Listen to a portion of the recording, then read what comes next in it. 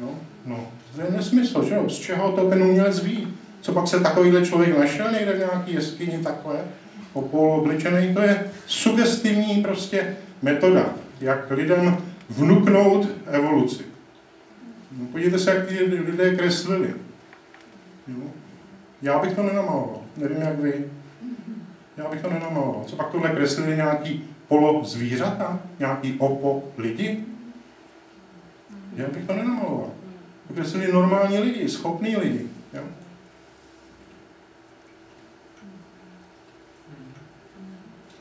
No, čili to je taková moje, nebylo to krátká odpověď, jak jsem řekl, nebo krátké zamyšlení, ale takové prostě zamyšlení nad tím, proč ta teorie se tak dlouho drží. Prostě ona se podmanila svými mozaikovými různými interpretacemi, se podmanila do mysli lidí. Takhle vypadají ty Darwinovy omyly v kostce. Darwin si myslel mylně, že živá buňka je velmi jednoduchá, že snadno mohla vzniknout nějaké teplé kaluži. Dále si myslel, že v těle matky, třeba savčí matky, samice nebo ženy, že se nějak ta celá evoluční proces, ta historie evoluce, že se nějakým způsobem skutečně fyziologicky zobrazuje. To znamená, že to embryo, které se tam postupně roste, takže nějakým způsobem jsou na něm vidět stádia toho předchozího vývoje. Prosím, tato teorie už je dávno někde úplně opuštěná, u nás se ještě drží v našich učebnicích, ale prostě jasným rozborem těch embryí bylo ukázáno, že tam žádné prostě zvířecí prvky třeba v lidském embryu nejsou. Žádný ocásek nebo prostě něco, žábry třeba. Jo? To, co se jevilo jako žaberní štěrbiny u toho 2,5 mm velkého embrya, ryba má žábry za prvé jinde, za druhé se z toho postupně tady vytvořily ty partie na krku a ušní partie. Čili to jsou vizuální podobnosti. Někdy se ta tkáň až úplně perforuje, jakoby vznikne štěrbina, ale se žábrama to nemá nic společného, to je jenom vizuální podobnost. Že? Židle je taky podobná stolu a nikdo žádný stolař nevyrábí ze židlí stoly.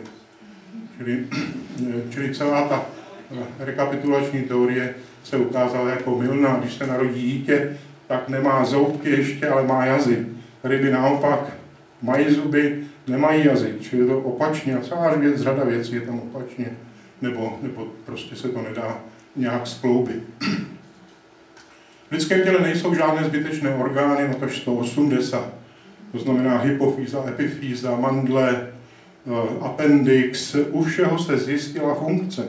Někdy je ta funkce velmi důležitá pro to embryo, v dospělém věku třeba tu funkci přebírají jiné orgány, ale nejsou to zbytečné orgány, nejsou to žádné pozůstatky evoluce. O tomhle jsem mluvil, že při vzniku plemen vlastně nevzniká nová složitost, že ta plemena vznikají z těch předchozích znaků, které se zdědily od předchozích generací.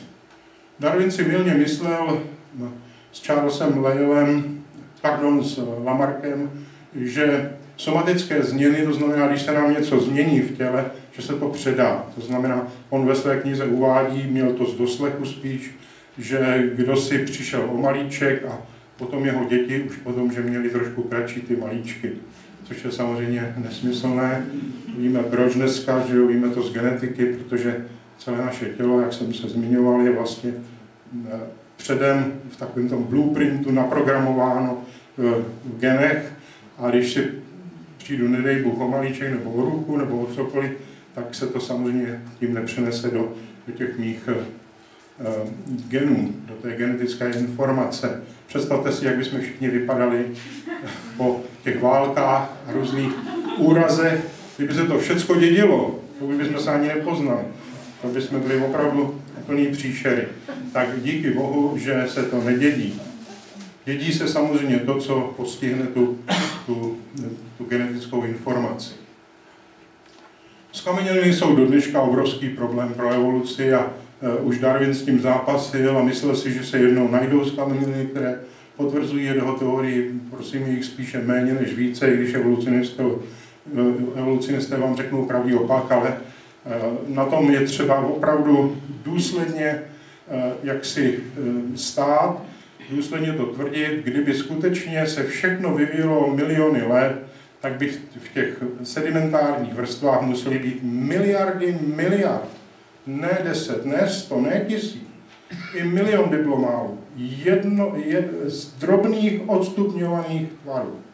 Jo? To znamená, jestliže se ze šupiny plaza vyvíjelo třeba pero ptáka nebo srst savců, tak samozřejmě bychom v těch skamenělinách, kde se to velmi dobře zachovává, peří, srst se velmi dobře zachovává, často lepší než kosti, tak by tam museli být vidět to odstupňování, kdy to už nebyla šupina, bylo to něco roztřepaného a tak dále, až to najednou bylo peří. Jo. Nic takového tam není. To je velmi silný argument, nerad používám slovo důkaz, protože jsem říkal na začátku, že to není přírodověda, že jo? To je prostě jenom argumentace.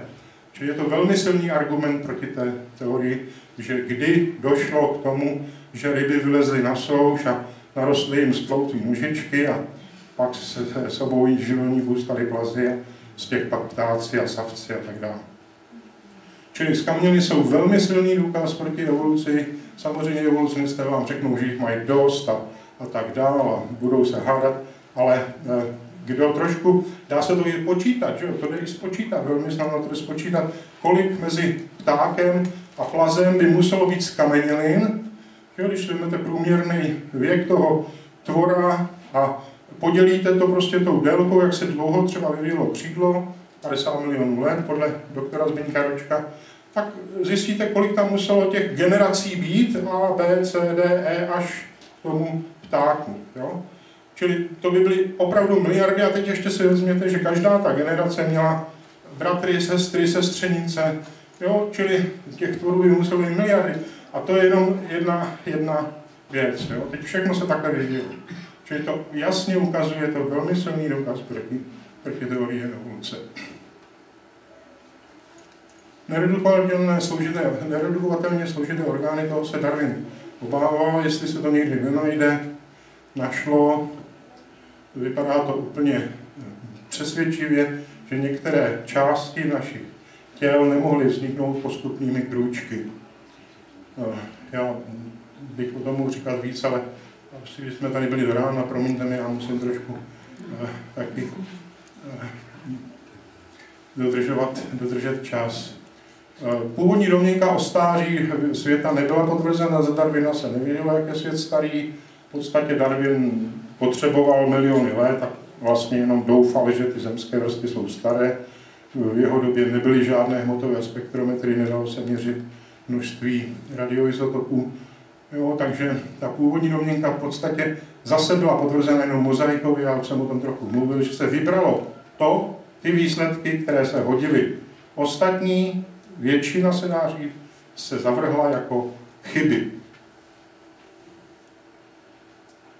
Molekulární biologie, to je úplná novinka, dneska vyvrací ten strom života. Prostě ty vztahy, když se dělají sekvence v těch molekulách, genech, nebo i proteinové sekvence, tak to vůbec nenasvědčuje tomu základnímu stromu života. To znamená jednobuněční, mnohobuněční, houby, ryby a tak dále, a tak dále. Prostě ty vztahy jsou tam úplně jiné. Takže samovolný vznik života, to byla jedna z věcí, kterých se Darwin spletl, i když on se tím